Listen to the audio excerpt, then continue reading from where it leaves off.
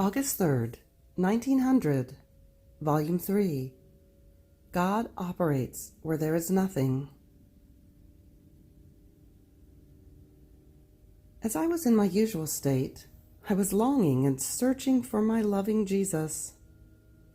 Then, after I waited for him for a long time, he came and told me, "My daughter, why do you look for me outside of yourself, while you could find me more easily within yourself? When you want to find me, enter into yourself. Go deep into your nothing, and there, without yourself, in the most tiny circle of your nothing, you will see the foundations that the divine being laid within you, as well as the factories it raised in you. Look and see." I looked again, and I saw solid foundations and very high walls that reached up to the heavens. But that which stupefied me was to see that the Lord had done this beautiful work upon my nothing, and the walls were all walled up with no openings. One could see only one opening in the vault, which corresponded only to heaven. And in this opening dwelled our Lord, upon a stable column that rose out of the foundations, formed over nothing. Now, while I was looking all stupefied, blessed Jesus added, "The foundations formed over nothing mean that the divine hand operates there where there is nothing, and it never mixes its works with material works. The walls, without openings around, mean that the soul must have no correspondence with earthly things, in such a way that there may be no danger that even a little bit of dust may enter, because everything is walled up well. The only correspondence that these walls allow is with heaven, that is, from nothing to heaven, from heaven to nothing. And this is the meaning of the opening made in the vault. The stability of the column means that the soul is so stable and good that there is no contrary wind that can move her. And my dwelling upon it is the sure sign that the work done is fully divine. Who can say what I understood about this?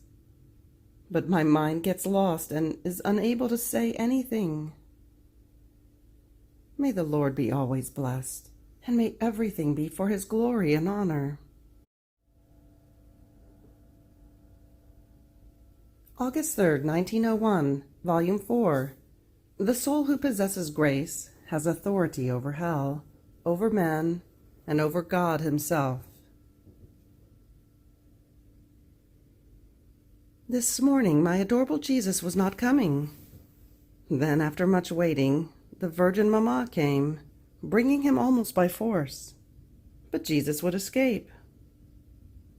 Then the most holy Virgin told me, "My daughter, do not become tired of asking for him. Rather be importunate, because this escaping of his is a sign that he wants to send some chastisement, and therefore he escapes the sight of his beloved ones.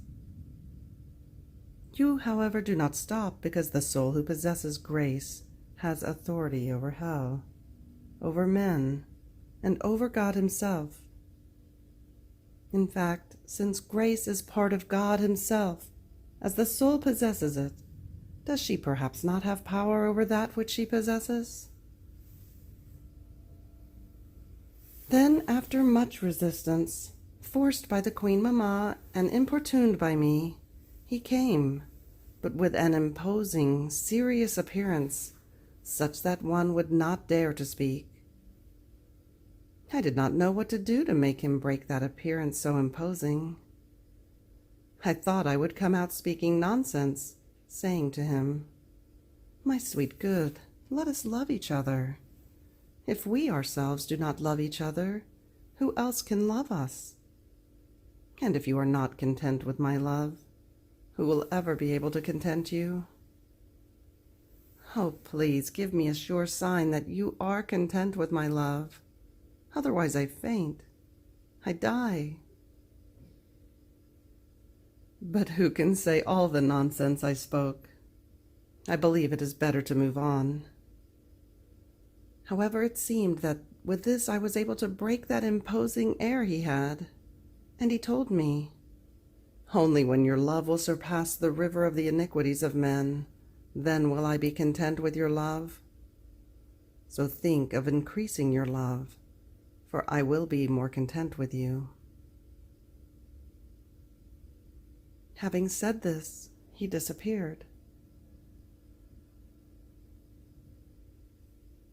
August 3rd, 1903, Volume 5. The more the soul strips herself of natural things, the more of supernatural and divine things she acquires.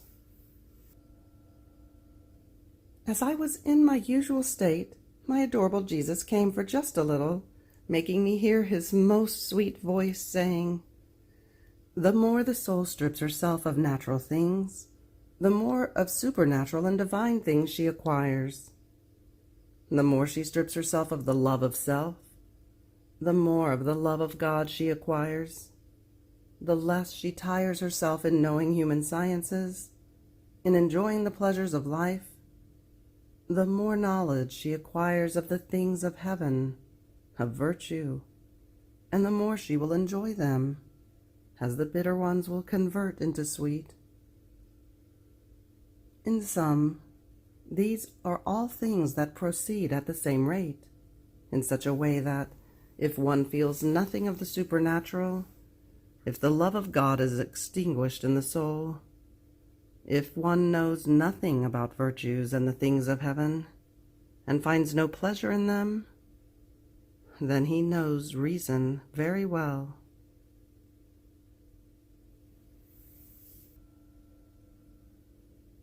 August 3rd, 1910, Volume 9. Voluntary sin upsets the humors of the soul. As I was in my usual state, Blessed Jesus came for just a little and told me, "Listen, my daughter, miseries, weaknesses, are means in order to find oneself in the harbor of the divinity, because in feeling the burden of human miseries, the soul gets annoyed, gets bothered, and tries to get rid of herself. And in getting rid of herself, she already finds herself in God." Then, having placed my arm around his neck, he clung against my face and disappeared. Later, as he came back, and I was lamenting for he would run away like a flash without giving me time, he told me, "Since it displeases you, take me, bind me as you want, and do not let me run away." And I, "Bravo, bravo, Jesus, what a beautiful proposal you make me. But then, can this be done with you? You let yourself be bound and clasped as much as one can? But at the best moment you disappear and no longer let yourself be found. Bravo, Jesus. You want to make fun of me. But after all, do whatever you want. What I care is that you tell me where I offend you, and in what I displeased you, that you no longer come as before." And Jesus added, "My daughter, do not trouble yourself. When there is true sin, it is not necessary for me to say it. The soul already perceives it by herself, because sin, when it is voluntary, upsets the natural humors. Man undergoes as though a transformation in evil. He feels as though soaked with the sin he has voluntarily committed. Just as true virtue transforms the soul in good, her humors remain all in harmony among themselves, and her nature feels as though soaked with sweetness, with charity, with peace. So it is with sin. So have you perceived this turmoil? Have you felt as though soaked with impatience, with anger, with disturbances?" And while he was saying this, he seemed to look deep into me to see whether that was in me, and it seemed that it was not. And he continued, "You yourself have seen it." I don't know why, but while he was saying this, he showed more earthquakes with destruction of entire cities, revolutions, and many other troubles. And he disappeared. August 3rd, 1916, Volume 11. Each act the creature does is one more paradise she acquires in heaven. As I continue in my usual state, my lovable Jesus makes himself seen in passing, or he says a few words and then he runs away, or he hides in my interior. I remember that one day he told me, "My daughter, I am at the center, and all creation receives life from this center. So I am life of every thought, of every word, of every action, of everything. But creatures make use of this life I give them to take the occasion to offend me. I give life, and if they could, they would give me death." I also remember that as I prayed him to hold back the scourges, he told me, "Daughter, do you think I am the one who wants to scourge them? Ah, no. On the contrary, my love is so great that I consumed my whole life in redoing what man was obliged to do for the Supreme Majesty. And since my acts were divine, I multiplied them into so many as to redo them for all and for each one, in such a way as to fill heaven and earth, and to keep man defended, so that justice might not strike him. But man, with sin, breaks this defense, and once the defense is broken, the scourges strike man. But who can say all the little things he told me? Then this morning I was praying and lamenting to Jesus, for he was not answering me, especially because he does not stop chastising. And I said to him, "Why pray if you do not want to answer me? On the contrary, you tell me that the evils will get worse." And he, "My daughter, good is always good. Even more you must know that each prayer, each reparation, each act of love, any holy thing that the creature does, is one more paradise that she acquires. So the simplest holy act will be one more paradise. One act less, a paradise less. In fact, every good act comes from God, and therefore in every good act the soul takes God. And since God contains infinite, innumerable, eternal, immense joys, so many that the very blessed will not arrive at enjoying them all throughout all eternity, it is no wonder, then, that since each good act acquires God, God is almost bound to substitute them with as many contentments. So if the soul suffers even distractions for love of me, in heaven her intelligence will have more light, and will enjoy as many more paradises for as many times as she has sacrificed her intelligence, and so much more will she comprehend God. If she suffers coldness for love of me, so many paradises will she enjoy of the variety of contentments which are present in my love. If darkness, so many more contentments in my inaccessible light, and so with all the rest. This is what one prayer more or one less means. August 3rd, 1929, Volume 26. When God decides to do works that must serve for all, in his ardor of love he puts everyone aside. How the Supreme Being possesses the inexhaustible vein. I continue in my usual abandonment in the divine Fiat. I feel it as though centralized over my little existence. I feel its immensity, its power, its creative and enrapturing strength that is such that, as it envelops me everywhere, it is not given to me to be able to resist it. But I feel happy with this, my weakness, and voluntarily I want to be weak, in order to feel all the power of the divine volition over my littleness.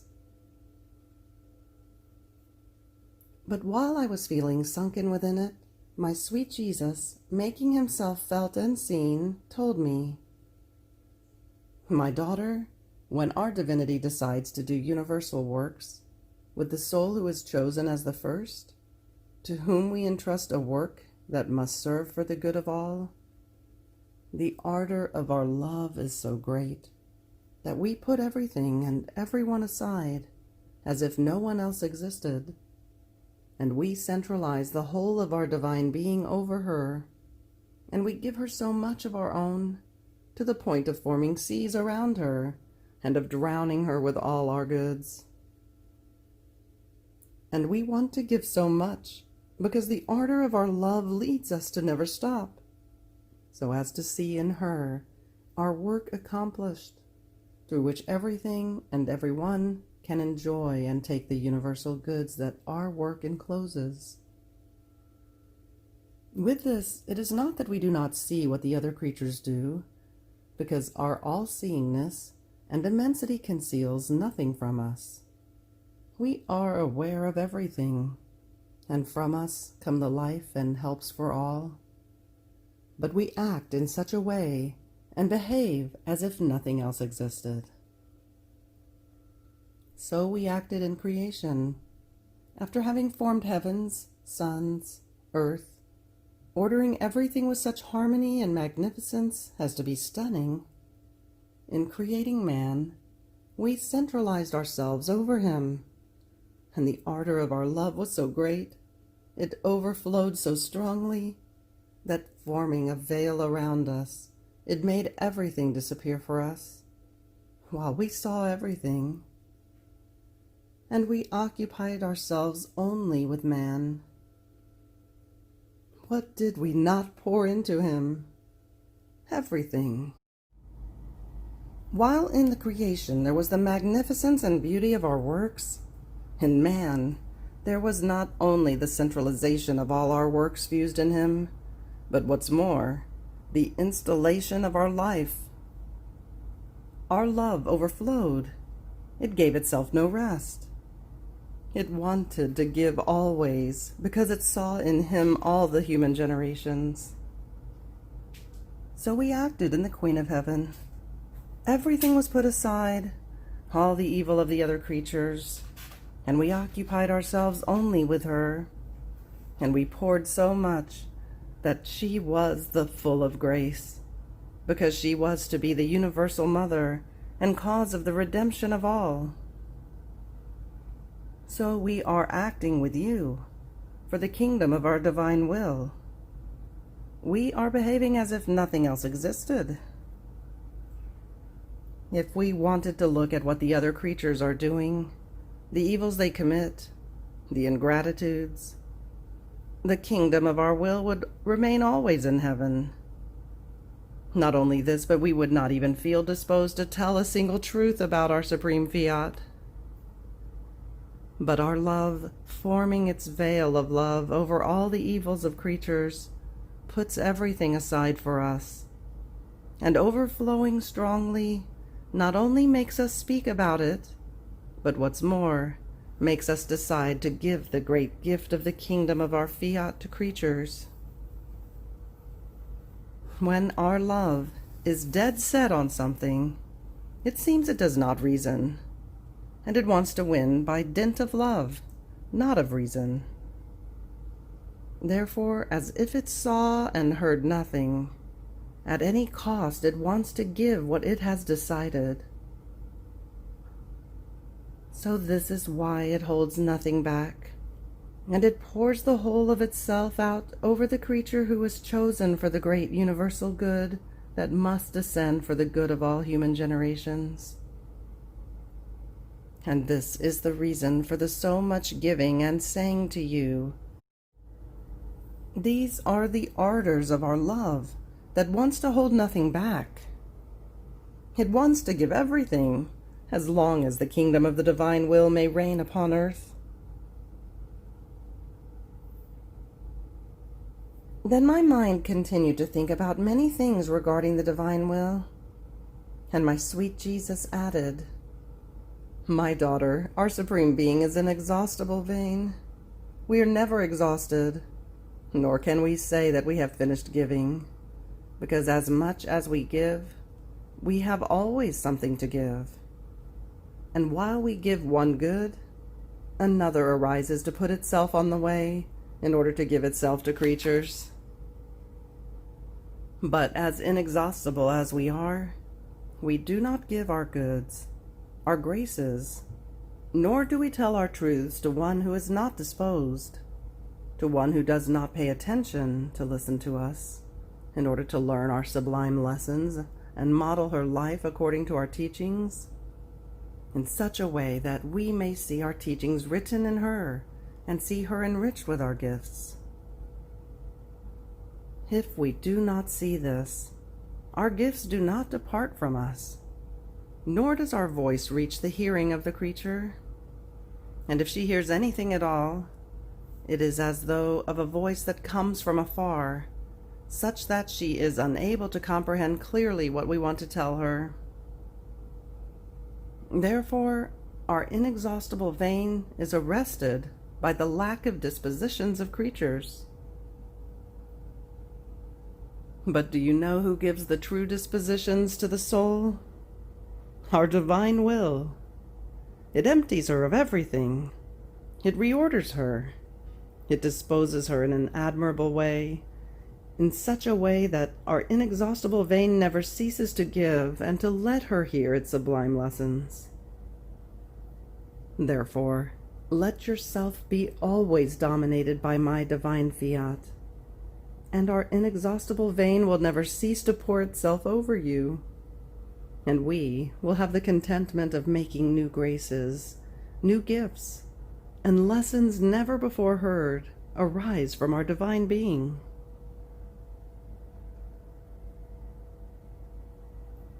August 3rd, 1931, Volume 29.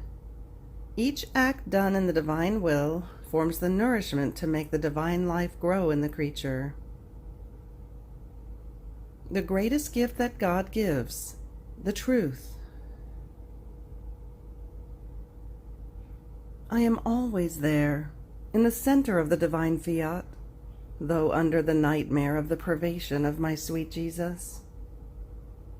Oh, how painful it is to feel, escaping from oneself, that Jesus who loves me and whom I love, and while he forms my life of strength, of love, of light, his life of love, of strength, and of light escapes from within my life. Oh God, what pain to feel life while the true life is not there. What torture, what torment. Oh, how I feel like repeating, there is no sorrow similar to my sorrow. Heavens and earth, cry with me, and all of you, implore for me the return of that Jesus who loves me and whom I love. So I abandoned myself more than ever in that divine fiat that no one can take away from me, not even Jesus himself. If he hides, he makes some little escapes from me, but his divine will never leaves me.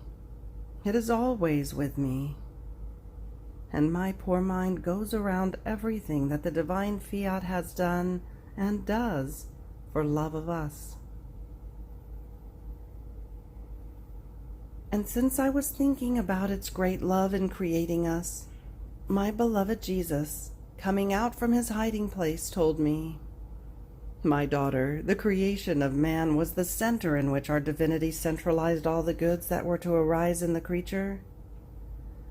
We placed in him divine life and divine will, human life and human will.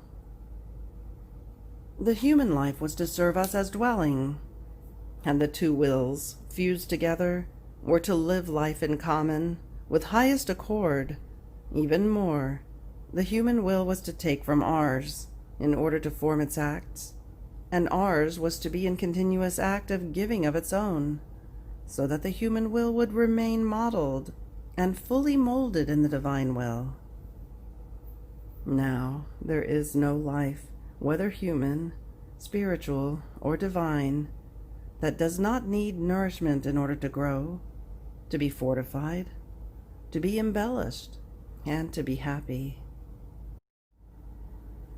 More so, since we placed our divine life in man, because he was incapable of receiving all the fullness of our divine being, we placed in him as much as he could contain of our life, giving him the freedom to make it grow as much as he could and wanted. Therefore, our life in man, in order to grow, had need of nourishment. Here is the necessity to place a divine will in him. Our divine life would not have adapted itself to nourishments of human will, and therefore all the acts of the creature done by virtue of our divine will and in it would serve to nourish and make grow our divine life in her, in such a way that, as she would gradually keep doing her acts in our fiat, now she would take our love and would nourish us, now she would take our strength, now our infinite sweetness, now our divine joys to nourish us. What order, what harmony we placed between him and us in creating man, to the extent of asking for our own nourishments through him, not because we needed it, no, but in order to maintain the ardor of love, the correspondence, the inseparable union between him and us. And while he would occupy himself with us, we would occupy ourselves with nourishing him, and with preserving our dear dwelling. Not only this, but giving him other more beautiful gifts to render him happier, love him more, and make ourselves be loved more. But do you want to know what our most beautiful gifts are that we give to the creature? Manifesting to her a knowledge of our supreme being, a truth that belongs to us, a secret of ours, is the most beautiful gift that we give to her. Each of these gifts is one more bond that we place between her and us. Each truth of ours is a property that we place in her soul. And therefore in the soul in whom our will reigns, we find our divine nourishments, our properties, for as much as is possible to creature, our dwelling. So we find ourselves in our home, in our center, in the midst of our properties. See then what it means to let our will reign, and the great good of making our truths known to you. Each of our knowledges brings its own distinct gift. One brings its light, one the strength, one the goodness, one the wisdom, one the love, and so forth. Each of them binds the creature to God in a special way, and God to her. Therefore know how to correspond to the many gifts that your Jesus has given you, and live always in our will. End of August 3rd. Fiat.